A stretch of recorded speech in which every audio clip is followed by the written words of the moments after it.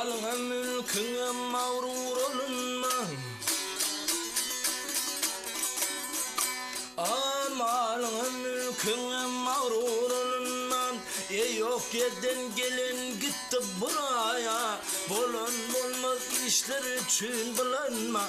Çoklar gelip batıp kaldı buraya. Köp gerdişler geçirmişti bu yurtlar.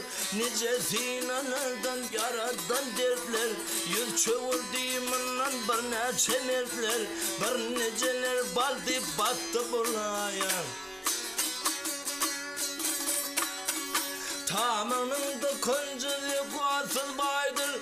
Mani böyle yedin ketti hudadır. Derviş yerde deryaya gökte aydır. Doğu derya neyler itirim aya. Aklı dağlayın sen marmanda gel. Bir neçe sözüm var canın kulak koy. Nerede derviş görsen barda alkış al. Dervişten yen hiç kim yoktur Hudaya. Yalancı yerde adam uklasan. Kim adı ki bunu zulüm haklasan. Maltımlı deyip adım saklasan. Terelenerler köne saraya. Ay yok yerden gelen gitti buraya. Bolan bolmaz işler için bulanma. Çoklar gelip batıp kaldı bulay.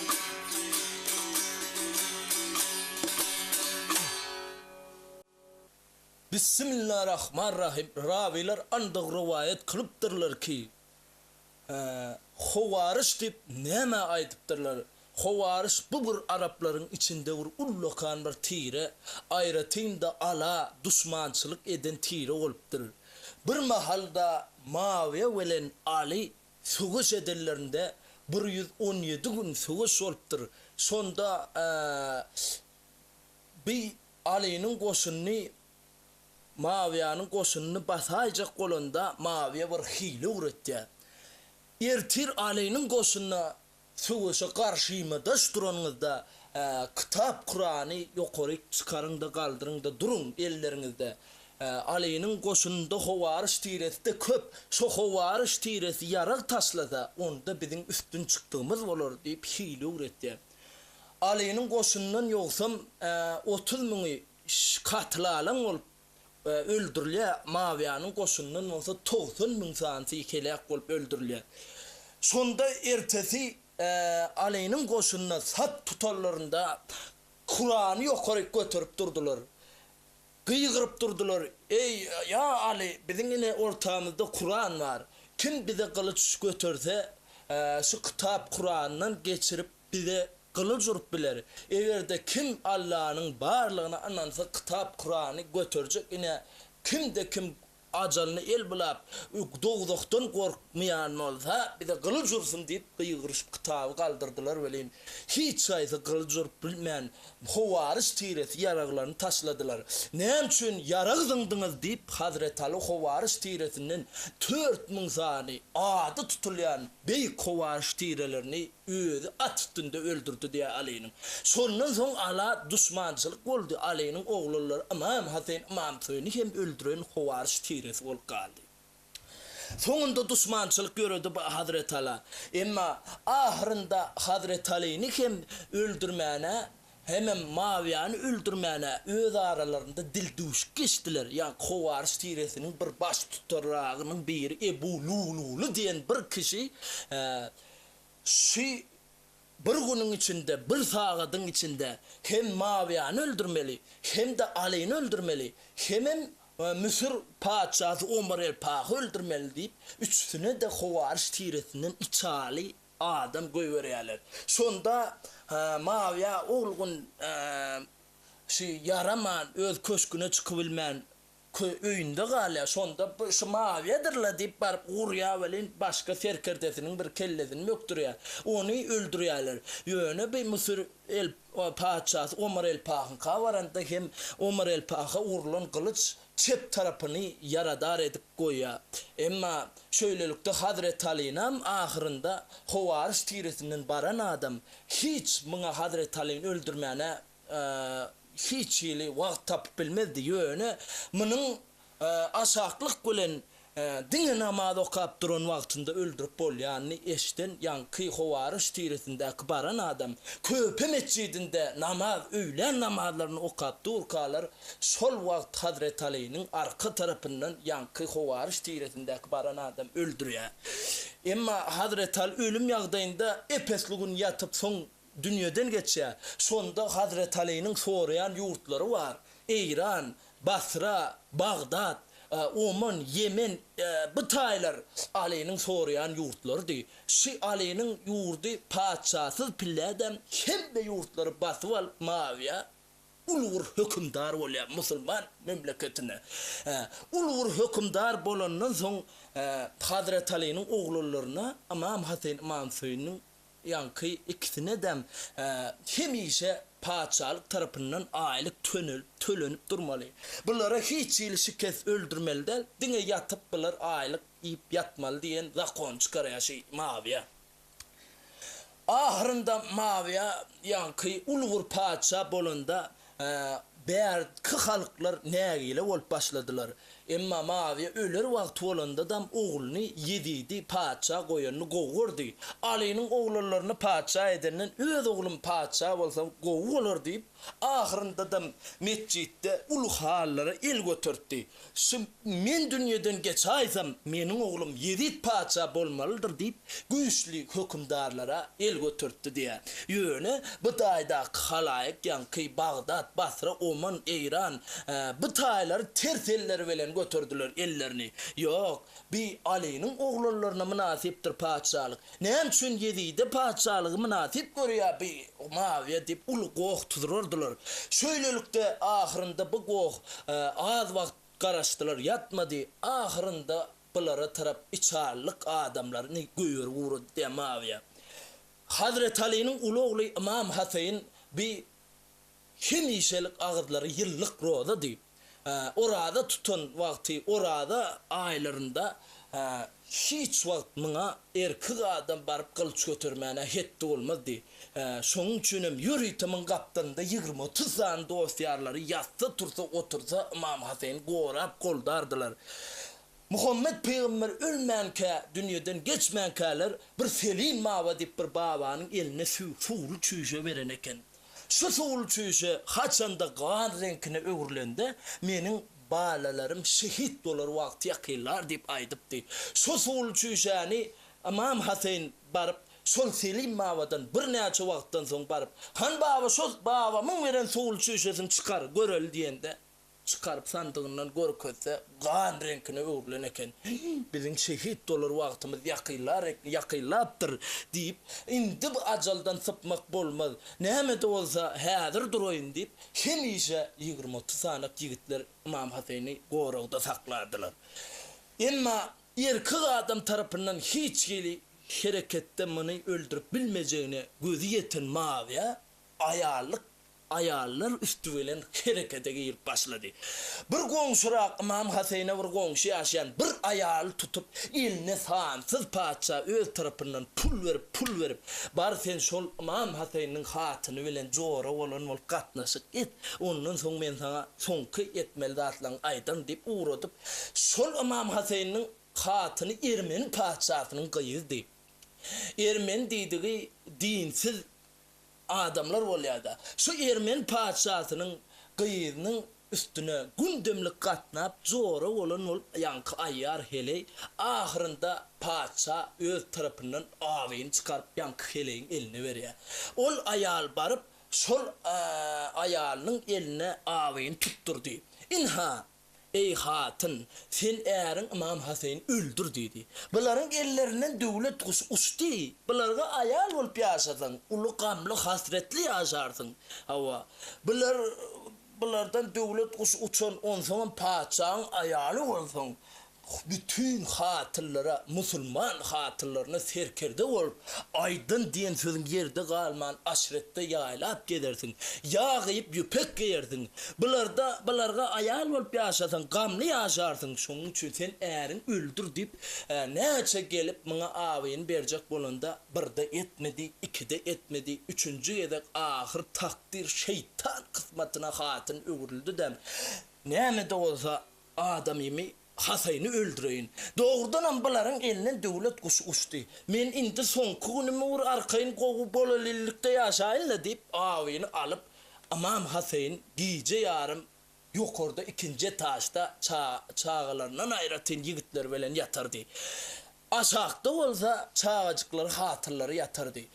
Şol hatın eline ağabeyini alıp öz erini İmam Hasan avlamağı niyetlenip ikinci etaja basqancaqdan minip barayaka bir ortana arduvanda sägindi bir laqqa durdu da häzir bana ma yigitler oýgokdur birisi kelläni aldyryp näme diýip diýse men näme diýerkam ay men öýüň hojaýyny bir zat alyp mana giripdim da diýip bagana taparynda bu gedek bolmasoň gawaty bilen avlarynda diýip ikinji etaja çykyp seretse takdir Huda kudreti bilen 20-30 ýygdyň bary horlap ýatan eken. Bir näçelerin baş ucundan aýlanyp geçdi, bir näçeleriniň aýak ucundan geçdi. İmam Hasaýnyň başyndaky suwly jürdegi bardy. Şo suwly jürdek bilen daňdallar iki urt bilen ağzını yapardı. Akşam arada iki urt bilen ağzını açardı.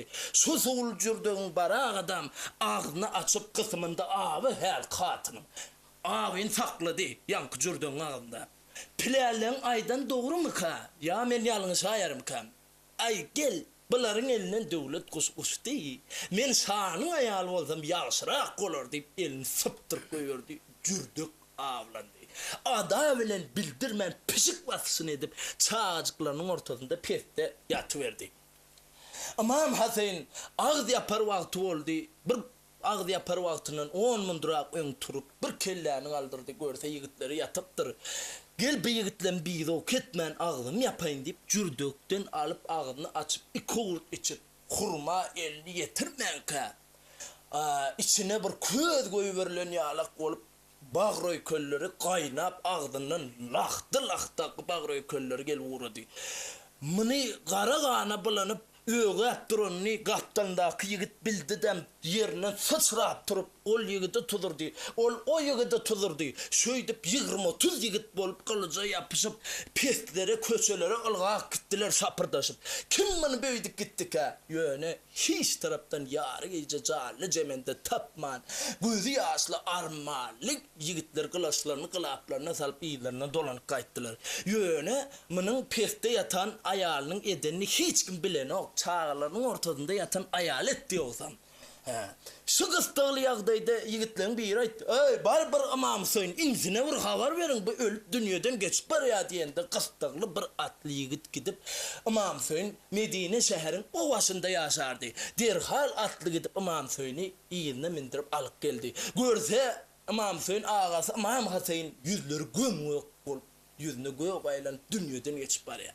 Yemedekler gelip ayağına yıkıldıdan ey ağacan indi bu pelek sana hancarını ağalı hancarını urdu mu sana da ölüm nöbeti yetti mi ey ağacan diyende ey inim dedi bir başın otur men yüzmeğin et dedi yüzümü göğürdüm dedi ağrı yüzünü de göğürüptür yüzüm göğüren olsa bir vakt ikimiz yaş oğlan pillak oynap ılgap dörünce oğlan pillak Cebrail aleyhisselam 2 tane köynök taşlap bu Allah tarafından gelen köynöktür deyip yukarı kalk gidipti şapırda basmana. Sonda enemiz Fatma Zöhre beğenip kızıl köynöğü sana giydirip yaşıl köynöğü bana giydiripti. Allah tarafından gelen köynök deyip beğenip ikimizi hem elimizden tutup getirip Muhammed Peygamber babamın yanına getirende babamız kucaklap her kaytimiz bir diğerine alıp oturttum bir gözünden yaş getirdi. Bir gözümü yüzümü ayladım babam görsem gözleri göz yaş akıp bloklap akıp göz yaşları saklanman dur. Babama ne için gözünüzden yaş ele deyip sorusam başım sipava etti ey perden sen ölür vaktin ağabey çıp yüzün gömgök olur diye aytıptı. Bir şey sağ dedim da Hüseyin olsa Kızıl ağalara boyulup şehit olur diye aytıpdy. Şu alamatlar şoň üçin geldi şu köýnekler diýdi. Şu nädenin şekliniz, yüzüňiz, hereketiniz şoňuna düşjekdiňiz üçin nefsi magrap ağlayan prezidentler diýip gözüne ýaş getiripdi. Onda yüzüm oýgaranlansa şo babamyň aýdan rast ekeni. Men bu dünýeden gidermen ey Husayn inim diýende, ey ağajan, meni bu hawaryşlar içinde ýalňyz ýeke taşlap gider bolsaň, ol dünýäge barar bolsaň, men tarapdan atam Ali Murtazaga, inim Fatma Zöhräge, babam Muhammed Mustafaga, külli enbiýa sahabalara köp salam diýginiň diýip dünýeden geçip barýan agasy bilen hoşlaşyp Husayn bir söz diýdi.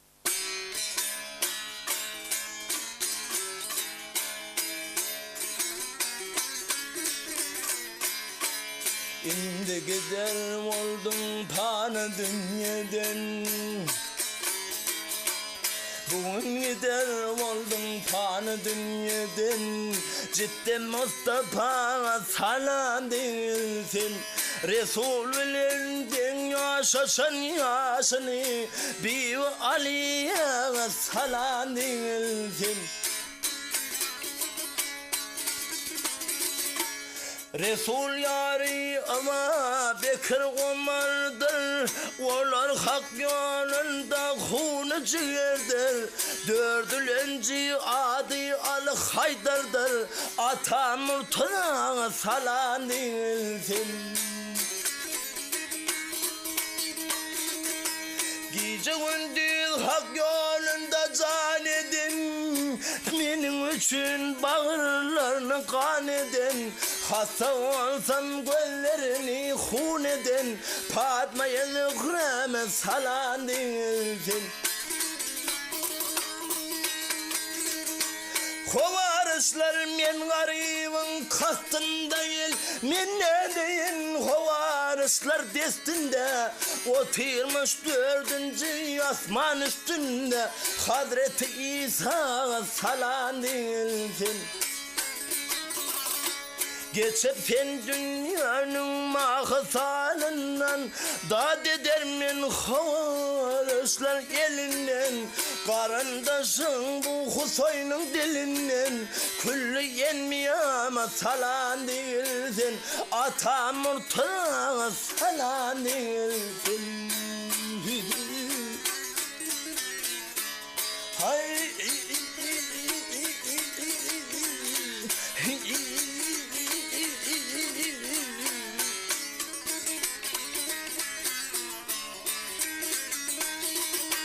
Ata Murtaza salam diýildin, babam Murtaza, babam Mustafa salam diýildin.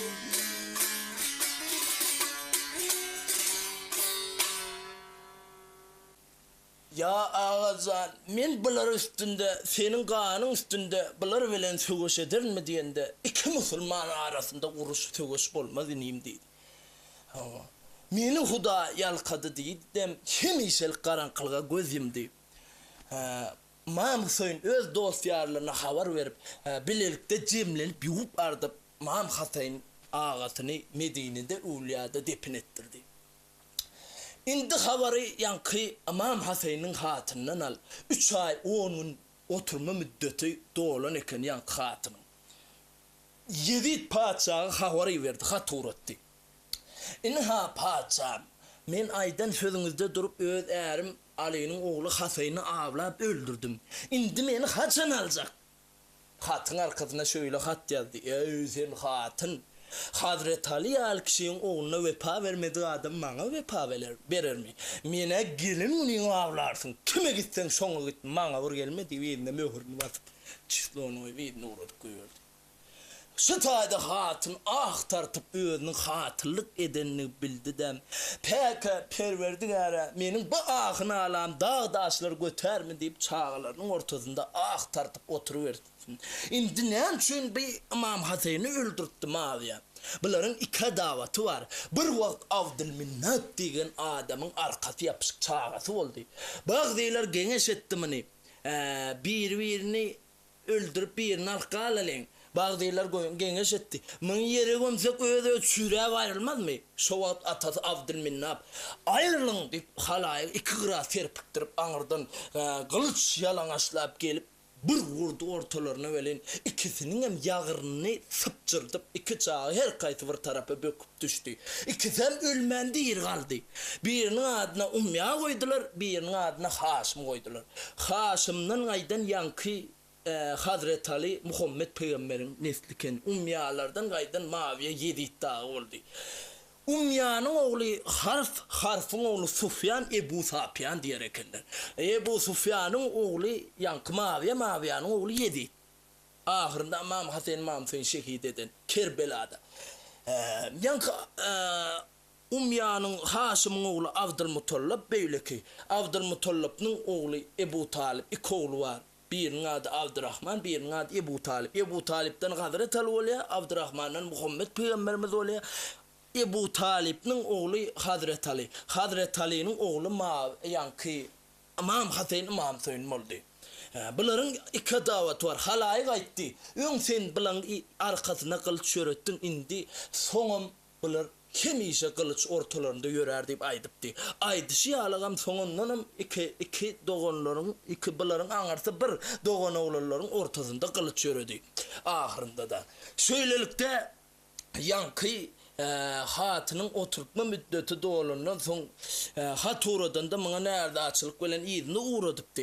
Birinci gedek Maviye stayda yanlıştı. Oğlunu çağırıp ayttı. Ey oğlum biz padişah dedi. Men garrı oldum dedi. Indi sağlığımı sen algın.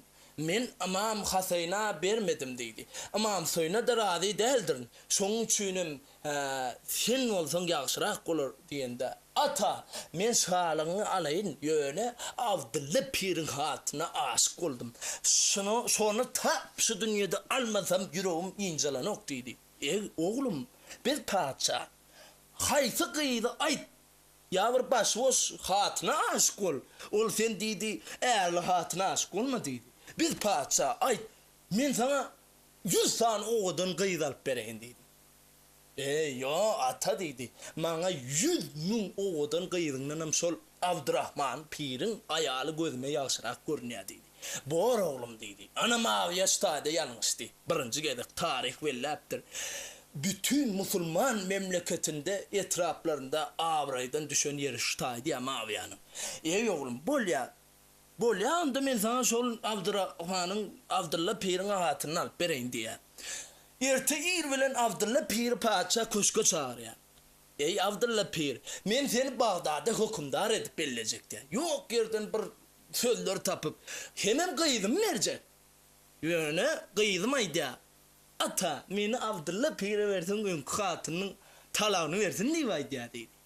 Bar sen hatının bilen bir sözleşik dedi. Son erte bellesin aydeyin, ertir gel de belliğin bana ay sen deyip uğrat koyuyordu. Abdullah Pir'in ayağı yenglep, üyüne kevat bir vasıp barıp yetti begencinden. Ayağla etti yeri Abdullah Pir. Padişah sen ne için köşke çağırdı diyende. Bize devlet kulüp baktı. Beni Bağdat'da hükümdar edip bellecekti. Hemen kıyırını verecekti ya padişahımız. Oho, hükümdar olanın ayağısıdır. Padişahın kıyırını alsan, padişahın kıyır sana ikinci olup gelmeyeceği belli padişahın kıyır ol. Men talağıma vermeli olsun sen dedi. Abdullah Pir birazcık kellesine din saldı. Bir yurda han ol padişahın kıyırını al padişah giye olmak yaksım ya bir tok gel hele saklav oturmak. Ay men padişahın giye olacak olup dukan seni sade koyarım ha böyleydi deyip şunun yal talakatını ya deyip eline tutturdu bar sen menden boş deyip saçın tiri uğradık koyverdi. Ertedi bilen padişahın köşküne yazdığını verdi Abdullah Pir.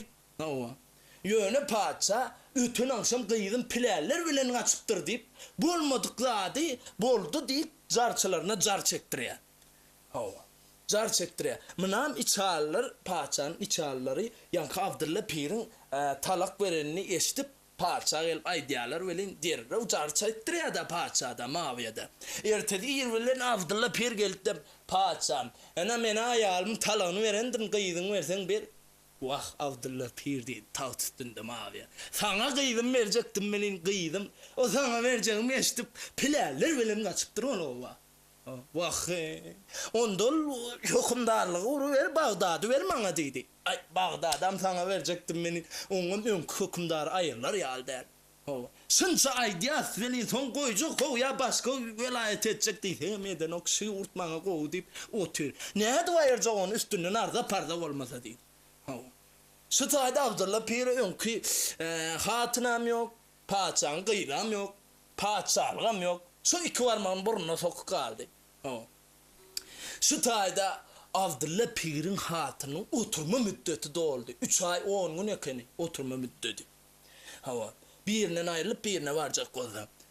Sonra 7 paça olup ahırında maviye dünyadan geçer. 7 uluvur etraf Müslüman memleketlerine paça olup oturuyor adam. Son Mısay Eşver deyip bir baban tutup sol hatına savcılığa uğrat koyuyor ya. Olma Mısay Eşver baba Abdullah Pir'in hatının öyüne varayan vakti önünden Abdurrahman diyen bir salihatlı bir oğudan boy firatlı oğlun kavat geldi. Yer Abdullah Pir sen nire varayan nereden geliyan dedi. Onda bula etti. Men Abdullah Pir'in talak veren hatına 7 paçamı üçün savcılığa varayan. Olur başı o hatındır. Kim aşık olsa bol vermen. Menge aşıktığımı ayt sonra dedi. Bor sidem aydayn dedi. Ol hatının oyuna yetmenke 3. imam soyunun önünden çıktı. Yer baba kandan gelip kana vararsın. Bana da etti. Abdullah Pir'in talak veren hatına 7 paçamı üçün savcılığı var yani. Onda over baş boş hatındır. Menge aşıktığımı ayt sonra. Bor sidem aydayn dedi. Ol babanın ödem varanda ödem aşık ol diyen hatına. Hatın güldü de aşağına vur düşük geldi. Önüne çay koydu. Ondan sonra etti yer baba. Bizim öyle ne sebep bilen geldin diyende 4 adam için savcı olup geldim dedi. Kimlerdir olur? Birinci padişahlık eline yetti. 7 dedi. 2. Abdurrahman Holova'daki. 3. İmam Hüseyin 4. ödüm dedi. Ödüm diyenine güldü da etti. Baba sen köpün ösüp ağrın alıptır. Sen ortadan ödün çıkar. Men ah gürüğüm ölen vekildir oyun. Men bunların haytına yaxşı olur barsam. Onda stayda baba doğrusuna etti. Şu dünyada ayış aşiret sürüp yağı pipek yerindeysen bütün hatırlara terkerde olur deysen 7'de var. Çünkü padişahlık elinde. O odunluk gerek olsa Abdurrahman'ı var. Yusuf Peygamber'den son kıy o odun adam divemay diyorlar son değil. Gele gamgıylık gerek olsa gamgıylı mamsöyünü var. Ağasam öldürüldü dedi. Ay bir ölüyüncek 5-6 gün söltüldü. Şört deysen ben pakire gelay dedi. Baba yine zikreydim seni özün ortaya soktun. Sen ortadan özün çıkar dedi. Sıtayda yankı hatına etti. Ay bu dünyada ne var? Şağ olur, şu olur. Geçer gider. Gel bana ahiret gerek deyip mamsöyüne radi olup barıp elinden tuttu da sonra hatını olup oturuverdi. 7 sotayda ant içti. Sen men üneme ata düşmanımdın. İnde men alacak kelimem aldın. İndi seni öldürün dedi. 7 olsa ün maviye neme 7 padişah olandan sonra Damask'a götürdü. Neme düğünü.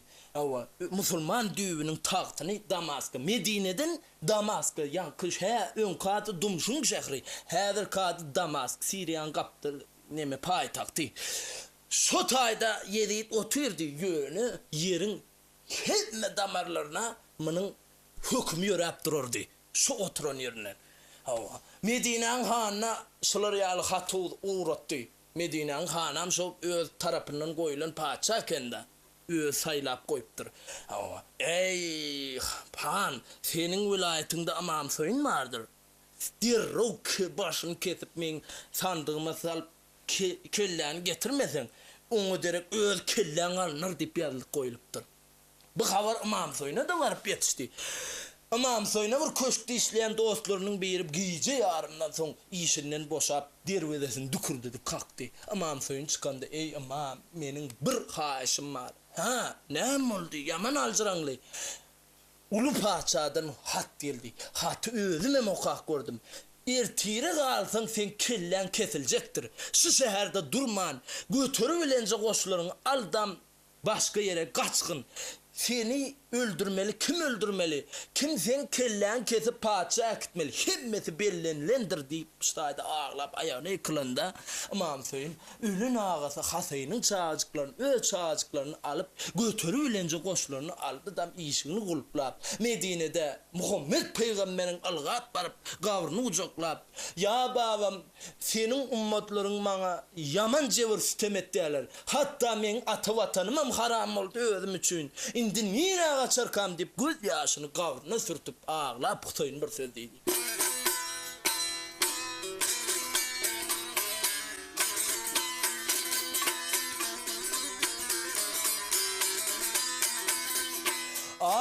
Senin ummatların zulmünden kaçıp şikayet etmene sana gelmişim o. Barça ummat evlat aferinden yetip şikayet etmene sana gelmişim o.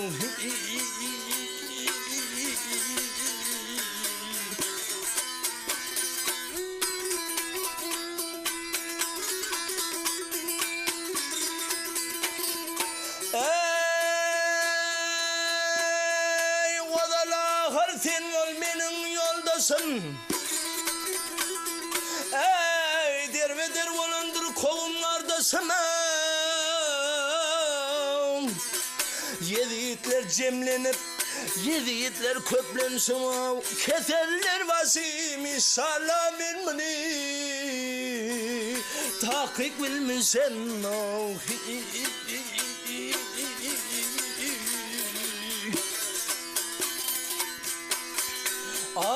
Ağam yükünden ferikadım nüküldü Halan arab yapraklarım döküldü Dostlar menden yedi taraf çekildi Düşmanlar içinde Yalnız almışım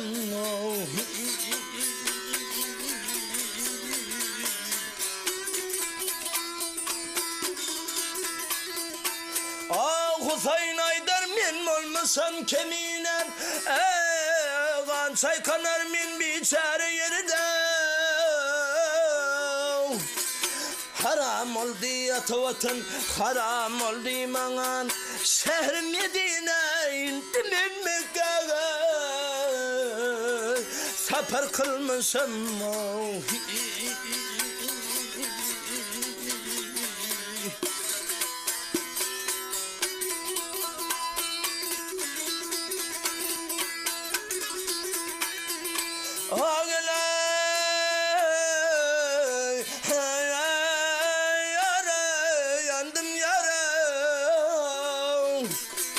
Düşmanlar içinde yalnız almışam indim Mekke'ye Safar kılmışam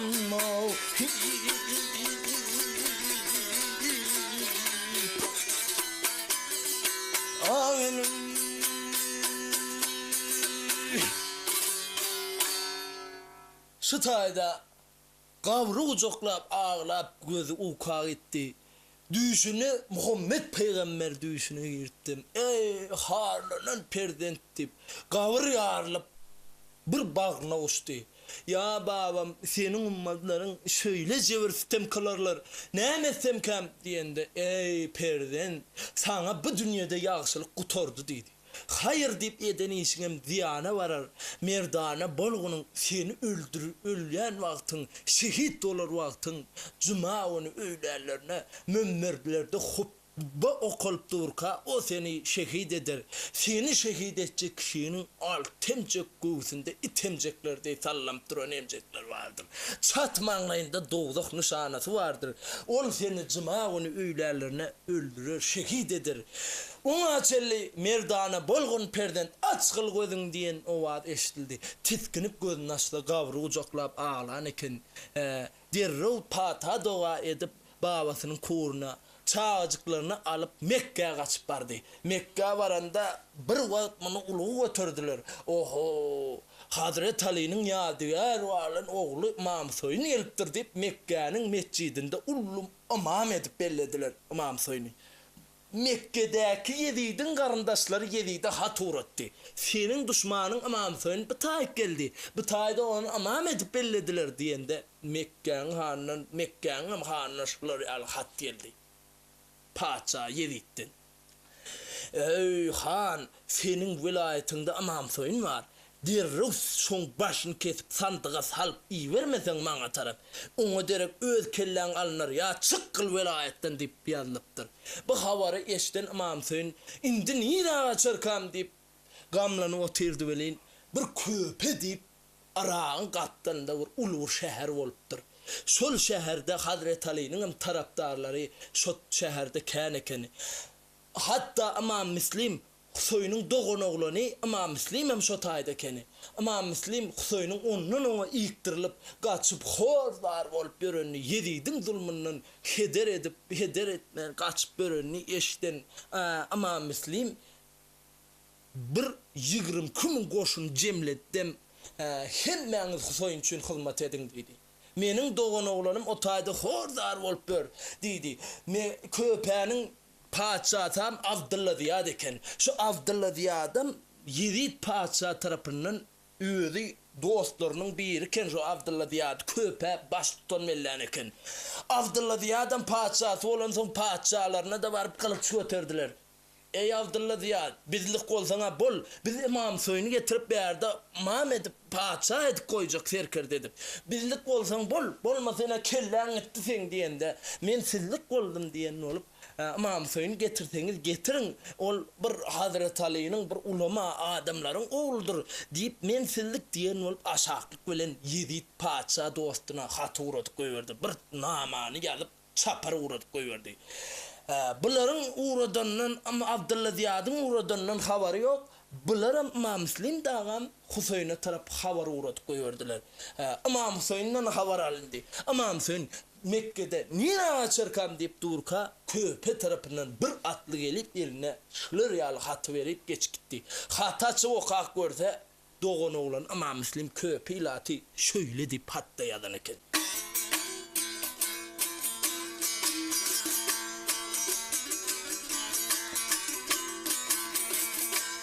Yüzmün salam köpe halkның dilinin, yüzmün nama köpelerinin dilinin. Şah Hüseyin salamına alindi, Mekke Medine'de etmeğil nazar, Nonsanın seniydi sen tiz gelindi.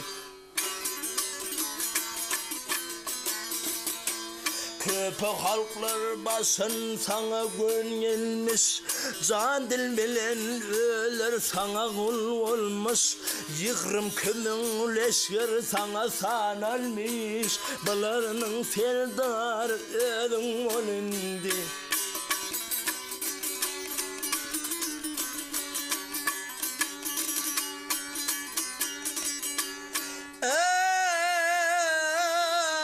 Yeşitgil bu halkın ahıdarını, yeşitgil bu halkın ahıdarını, sana pida kalmış dünya malını, yeşana da bilsen köpe ilini, özüne dost bilir olsan bilindi.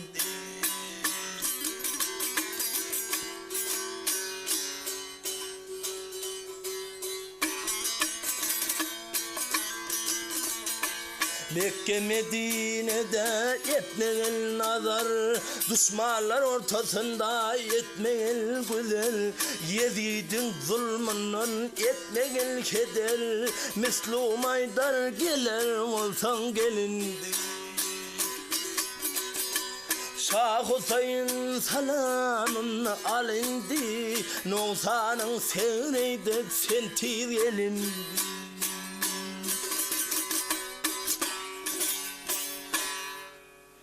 Imam Hüseyin biraz hoşlandı.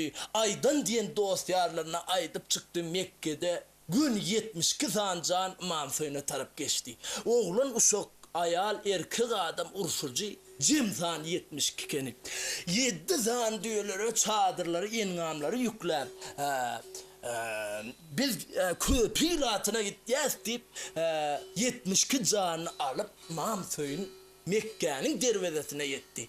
Mekke'nin dervezesine baranda amam soyunun doğun oğlun ayal doğunu Zeynep'in adamsı gelip ayağına yıkıldı. Mekke'de yaşardı. Ayal doğunun adamsı. Bu gelip ayağına yıkıldı. Ey amam senin atan Hazreti Ali al kişini haysilat öldürdü. Öldüren köpilatı değil mi? Gel so düğünü kalka gitme. Atağına vefa vermedi adam. Sana da vefa vermez. Ey imam söyün. Hazır sellik olup sen çağırsalarım. Yeditten bir güçlü koşun gelse olara tanıp dönür. Şu dönü kalk uğur pekin yüzeyala kayıt taraf güçlü olsa sonra dönüp dur.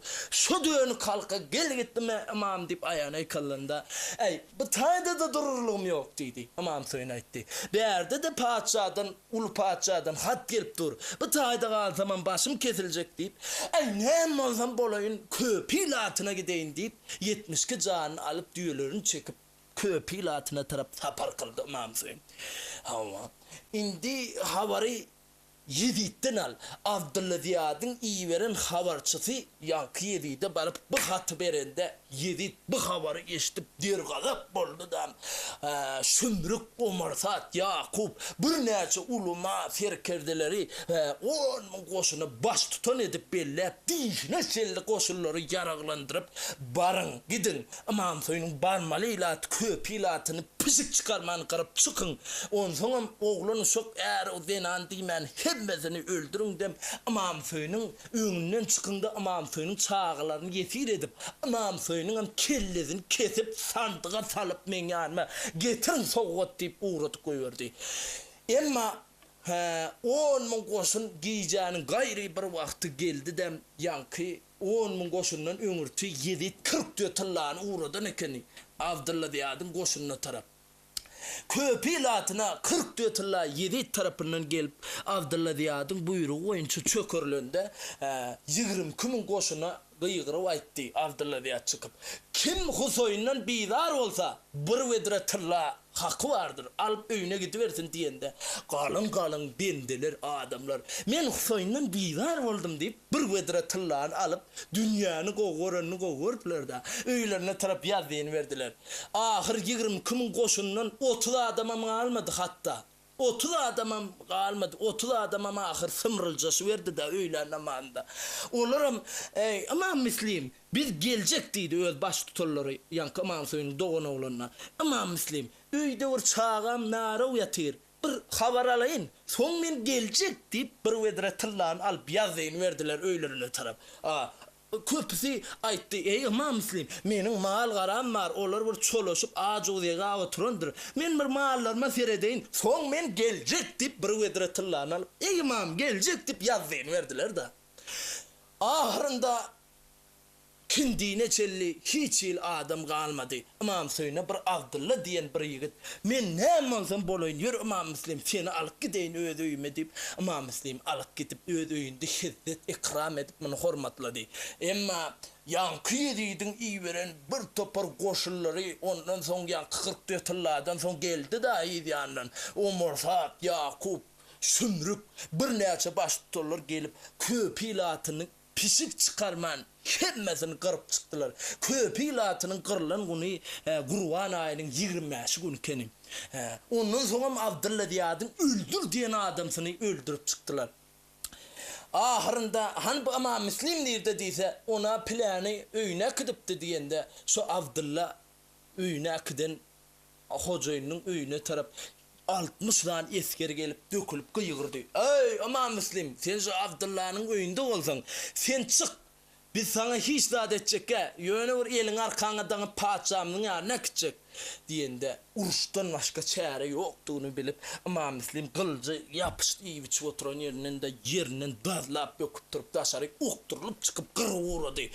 Abdullah etti. Ey ama Müslim diye çıkıp uruşma bunların iyidiken ölürsün uruşma deyse de onun sözlerine kulak salman çalardı kılıcı. Ahırında Abdullah'dan kılıcılık başladı. İki olup kılçı urup başladı söwüş edip. Yine 30 sana adam koşulup bulara aňyrdan gelip kement bağlap buları tutup alıp Abdullah diýadyň ýanyna ertdiler. Abdullah diýad aýtdy. Goý ama Müslim dağı bu gece zindanda ýatdyn. Ertir ir bilen buları inşallah dara çekerdi. Ol şol güna ýatdylar, ertesi ir bilen dara elin arkasyna Abdullah bilen ýanky Müslimi daňyp alyp barýan wagtlary. Dar tomaşasyny görmäne gelenem şol 20 000 goşundy. Gyzylalyk giden. Şol Müslimiň öz goşullary, şolar dar tomaşasyny görmäne barypdy da. Alyp barýan jellat dürtöklep naýdasy bilen alyp barýar da Müslim ağlady, gözüne ýaş getirdi. Onda alyp barýan jellat: "Ey Müslim, näme üçin ağlarsyň? Mirt digit öler wagty ağlamaz" diýende. "Wah, men özüm üçin ağlamok. Bir näçe aç guzucuklar, aç möjüň agdyna gelýär. Şonuň üçin ağlaýan. Ol imam söýne men hatur edipdim. Bu melgunam bolsa olara hatur edip inha 20 000 goşunan bulara tarap geçdi. Bay döňü kalk ekeni. Ey, siz de düğün demedi. Husayn üçin biz janymyzy gurban etjek diýip kılıcı ýokary göterip, "Hunnun närsirap durdyňyz. Indi imam söýün gelir wagty gyzyla buýsanyp beýle geçdiňiz bu dünýäň ýalk ýultyna. Näme üçin beýtdiňiz? Siz nadan halk ekeniňiz" diýip iki tarapa agdyrdy, gyýgyrdy. Oňa çel kimdir merdanaňyz? Imam söýne "Gelme bärik, bäri qırgınçylyk iýidiňe dolan" diýjek. Olar biçare bäri gelýändir diýen çaýyan boýuna sirtme gasylyp mihman ýeri bilen ýanky Imam Müslim dara çekildi.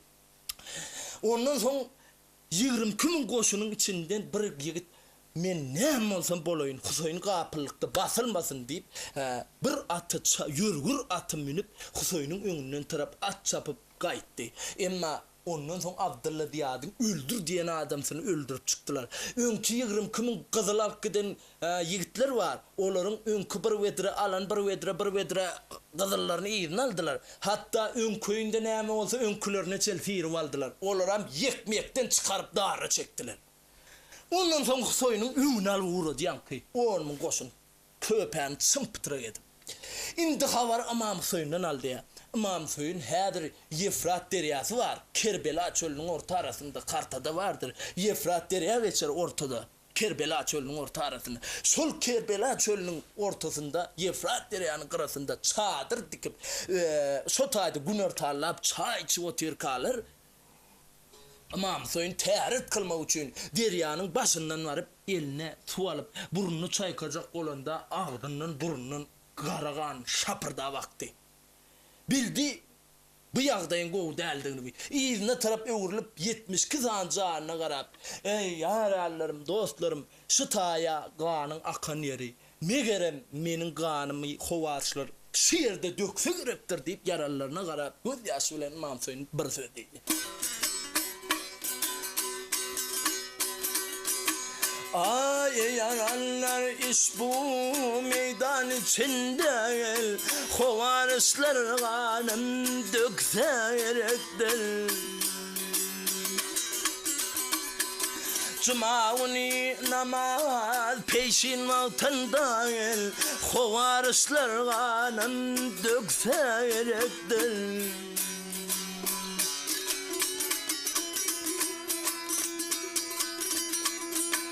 Hazreti Cebrail aytdı bir güni Kerbela çölünde öldürler seni ya. Vegelay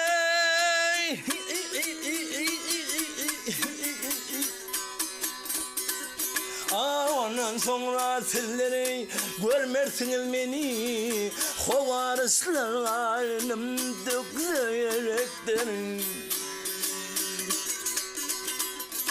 Yaxşılar kalmadı devlet rahtında Yedid oturmuştur atam tahtında Şah Husayn aydarı öğlen vaktında hovarışlar alem dökserektir. Hovarışlar alemi, hovarışlar alemi dökserektir.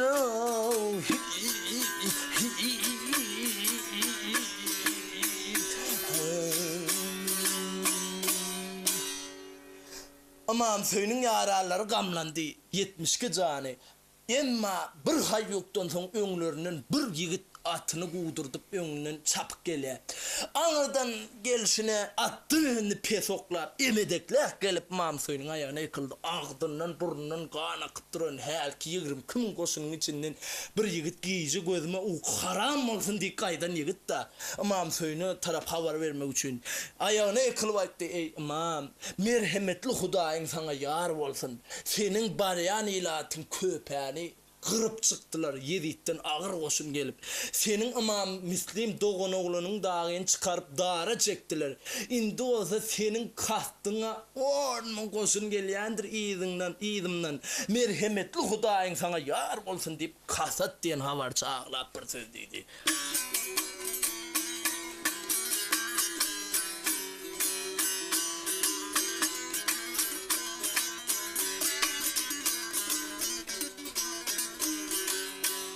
Gelmişim köpe yurdundan eylep canım pida sana. Hakkın dostu Şah Hüseyin sabır versin Allah'ım sana. Iskalanan koşun geldi, sen dostların başın aldı. Hemme düşmanlar cem oldu, kalma için cepha sana.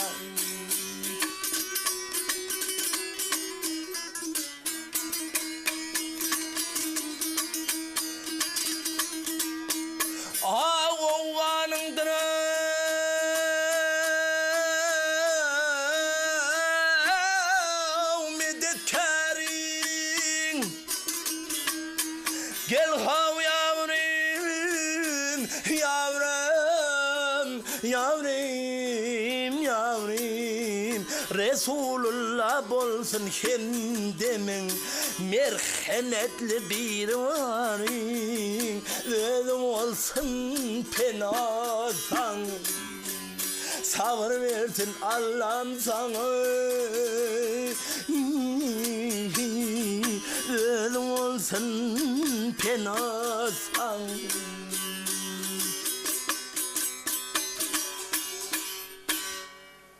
Şu taýda welin Imam Hüseýin hoglup howsalar düşüp düýelere çadırlaryny ýüklep ýaralaryny jemlep göçdiler. Bu taýdan bir gideliň diýip welin. Ýöne göçdilerim ertesi gün örtarlar ýene düýün yerlerine aýlanyp gelip durlar.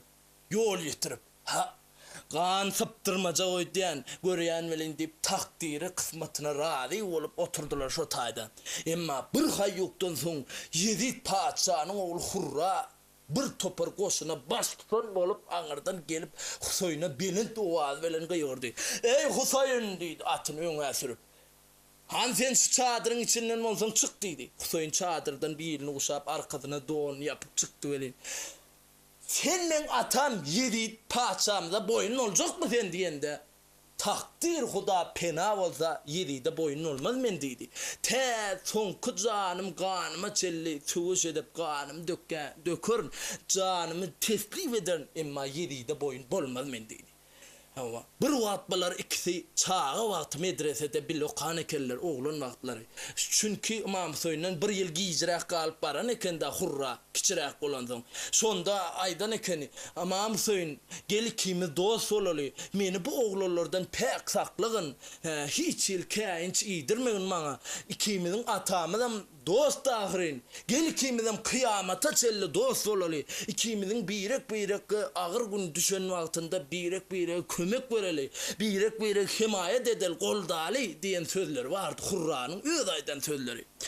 Şonu atlatdy Imam Hüseýin. "Ey Hurra, sen ol ikimiz bile medresede okanlyda wadalaşmandyk. Birek ağır günde goýmaly däl, birek himayet etmeli diýişmänmidik. Senin indi bu gullar dünýäniň gyzygyna buýsanyp paça boldy ataň paçalygyna buýsanyp. Sen men başym kesjek bolýarmy ey Hurra diýip gıýyrdy welin. Gözüne ýaş getirdi. Senin antyň zadyň ýok eken Hurra diýdi. Şonda ağlayan halda Hurra ýyny urup, "Haýsy Husaýna tarap geçjek" diýdi. "Bolaýdyň" diýende Kasım diyen bir yigit men eşek. Yürüver dip ikewleri algaq gelip mam soyunun ayağına yıkılıp ey amam men cesedimde mün can olsa in sonku canımın damca kanına çelsin üçün gurvan olsun dedi. Emma bir hay yoktan son öňlerinin bir gerdugy var peýda boldy. Omar Saad, Yakup Şümrük, Abdullah diye adam yan köpeğin anam bulara baş tutan olup 10.000 goşunu baş tutan olup geldiler de Imam Soyunun anryk gitme yollarına an toçuları belli avaldy. Deryanın bär külllerine, aňyr külllerine eskerlerden düzdüler howarş diretinden. Imam Soyun ortağa avadılar. Imam Soyun çadırdan çıktı velin görse bir topar goşunu avaptır. Emma görseler Yigit paçalarının oğlu Hurra Imam Soyunun yanında buna elmaşlık kılıp atatının öz goşununa yumruğunu çenep dur. Abdullah diyat belin toğadı belin gıygırdı. Ey Hurr!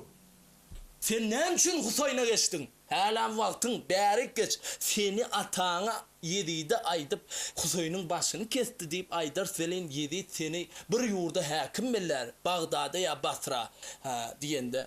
Ey melgullar, Bagdad bilen hiç cennet deň midir? Men şu sebäpden Husoyun bilen dost boldum. Näme üçin men Husoyun bilen dost bolmaýyn? Men atasy bilen meniň atam bir wagt dost eken. Şu sebäpden Husoyun bilen ýar boldum diýip ştaýda Husoyunyň ýanynda atasynyň goşunyna yumruk çenep ştaýda hur bir söz diýdi.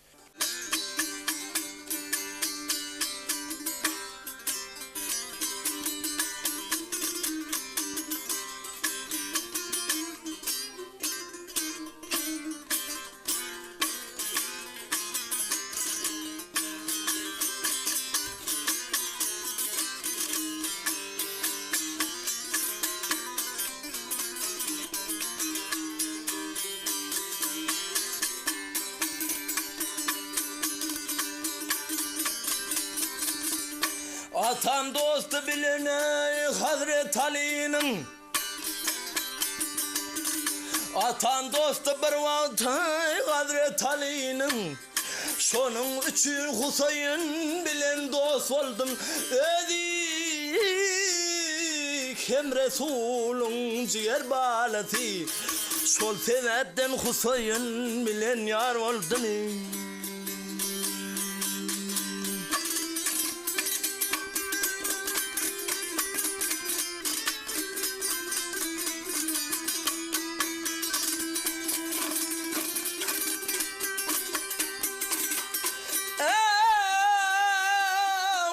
Bular üçün etmez panı dünyanı ey dünyanın Ey cennet rızvanın hürü kulmanı Atası alıdır hakkın arslanı Atası alıdır hakkın arslanı Sonun için Husoyun bilen dost oldum Senin yâri yandılar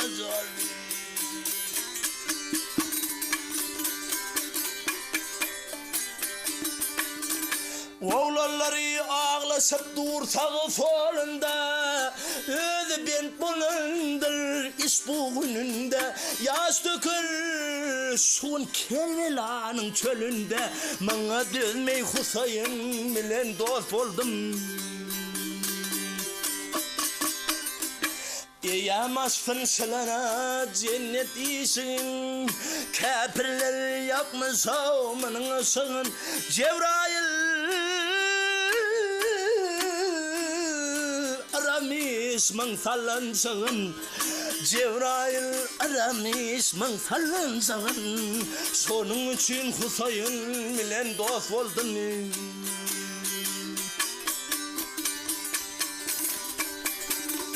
Ol sebepten Husoyun